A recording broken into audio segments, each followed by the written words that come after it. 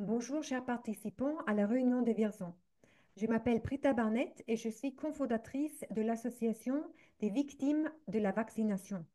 C'est écrit ici www.impfopfer.info. Alors, le mot Impfopfer, c'est un petit peu compliqué peut-être pour les Français. Ça veut dire victime de la vaccination.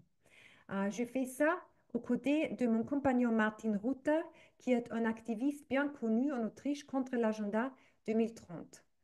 Et mon français n'est malheureusement pas assez bon pour que je parle complètement librement maintenant, sans faire des erreurs. Et c'est pour ça que j'ai décidé de lire mon texte et j'espère que ça ira.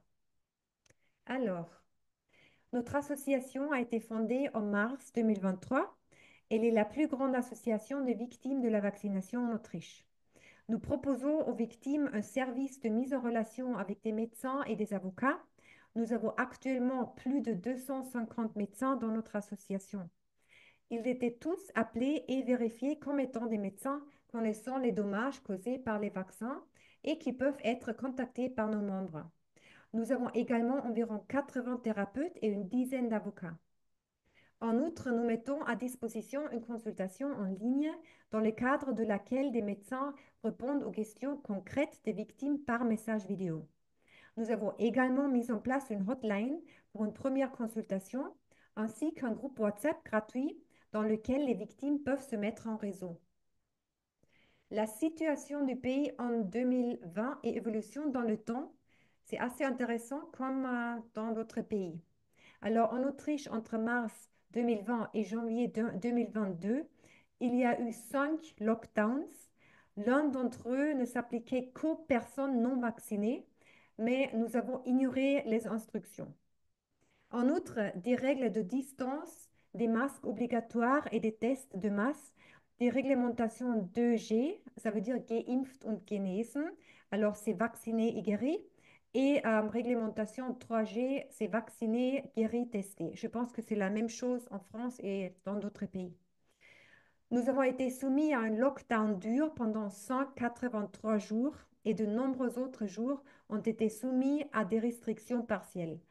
La pandémie Corona a coûté à l'Autriche un total de 175 milliards d'euros. C'est incroyable parce que nous, on est quand même un petit pays. En conséquence, l'Autriche est en récession pour la troisième année consécutive. Nous avons une dette publique de 400 milliards d'euros fin 2024. Et ça, au moins, parce que l'ancien gouvernement a en fait caché les chiffres. Effets secondaires indésirables sont-ils reconnus, traités? Alors non, en Autriche, la plupart des effets secondaires ne sont pas reconnus. On fait croire aux victimes qu'elles sont devenues folles et on les envoie parfois même chez les psychiatres. Seuls quelques médecins, dont la plupart sont organisés dans notre association, prennent les victimes au sérieux et les traitent en conséquence. Point juridique. Actuellement, il n'existe pas d'aide juridique pour les victimes en Autriche. Nous espérons que ça changera avec un nouveau gouvernement. Les victimes doivent payer elles-mêmes si elles ont recours à la justice. La vaccination est-elle obligatoire? Alors ça, c'est un point très intéressant en Autriche parce que l'Autriche a été le premier pays de l'Union européenne à décider d'une vaccination obligatoire générale. On voulait tester dans un petit pays s'il était possible d'imposer des attentes aussi inconcevables au droit à l'intégrité physique. L'obligation de vaccination a été décidée le 20 janvier 2022, mais elle a ensuite été suspendue jusqu'à aujourd'hui en raison de manifestations massives. La version officielle disait qu'elle avait été suspendue en raison d'une évolution moins grave de l'Omicron, mais c'est juste pas vrai. Position actuelle de notre gouvernement. Alors ça, c'est très actuel et c'est aussi très intéressant. Alors le chaos règne actuellement dans la politique autrichienne.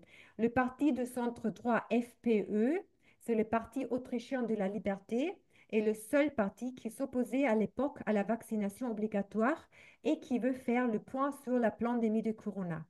Il a remporté les élections de notre Conseil national fin septembre 2024 avec 29% et une nette avance.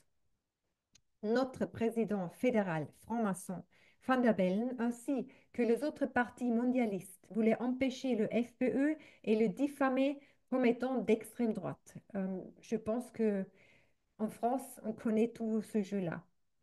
Après l'échec, début janvier, des négociations sur le projet de gouvernement de coalition à trois, un petit peu comme en Allemagne, c'est finalement Herbert Kickl du FPE qui a été chargé le 6 janvier de former le gouvernement.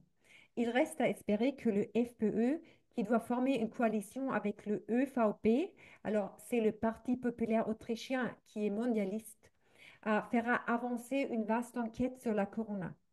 Nous espérons en outre le retrait immédiat du traité de l'OMS sur les pandémies ainsi que l'abrogation de la loi sur la vaccination obligatoire. Tout ça se décidera en janvier et février. Alors, maintenant, quels sont nos projets? En tant qu'association, nous espérons, comme je l'ai dit, que le FPE entrera au gouvernement et soutiendra financièrement de manière massive notre association. Nous exigeons une enquête complète sur la pandémie de corona, l'un des plus grands crimes de l'humanité, ainsi qu'une aide immédiate aux victimes et la reconnaissance des dommages causés par la vaccination. En 2022, nous avons distribué en Autriche environ 1,4 million d'autocollants avec les mots Vacciné tue, Impfen tötet. Et nous souhaitons poursuivre à l'avenir l'information sur la dangerosité des injections toxiques afin de sauver le plus grand nombre possible de vies humaines. Alors ça pourrait être, ou ça pourrait sembler un petit peu extrême, mais c'est fait exprès pour que beaucoup de personnes se réveillent. Quelles sont nos attentes en matière d'action au niveau international? Alors, recherche concernant la réduction des dommages liés au vaccin, traitement international, tribunaux internationaux, interdiction des vaccins à ARNM. Et que peut-on en conclusion? Que peut-on dire en conclusion, pardon? Alors, certains indices laissent à penser qu'une nouvelle pandémie est prévue pour 2025 ou 2026, non pas avec un virus, mais avec une bactérie, et non pas avec des injections toxiques, mais avec des antibiotiques dangereux. Le médecin allemand Heiko Schöning a effectué des recherches approfondies à ce sujet et a rassemblé ses résultats dans son livre Game Over 2, Angriff aufs Mikrobiom, c'est attaque du microbiome. Bill Gates, d'ailleurs, a aussi parlé du microbiome deux ou trois fois déjà. Et ce qui est très important maintenant à comprendre, nous sommes tous dans le même bateau au niveau international. Nous avons affaire à un groupe de personnes hautement criminelles qui ont planifié et planifient consciemment cette pandémie et d'autres. Il est essentiel de se mettre en réseau au niveau international et d'apprendre les uns des autres pour pouvoir lutter contre ce crime.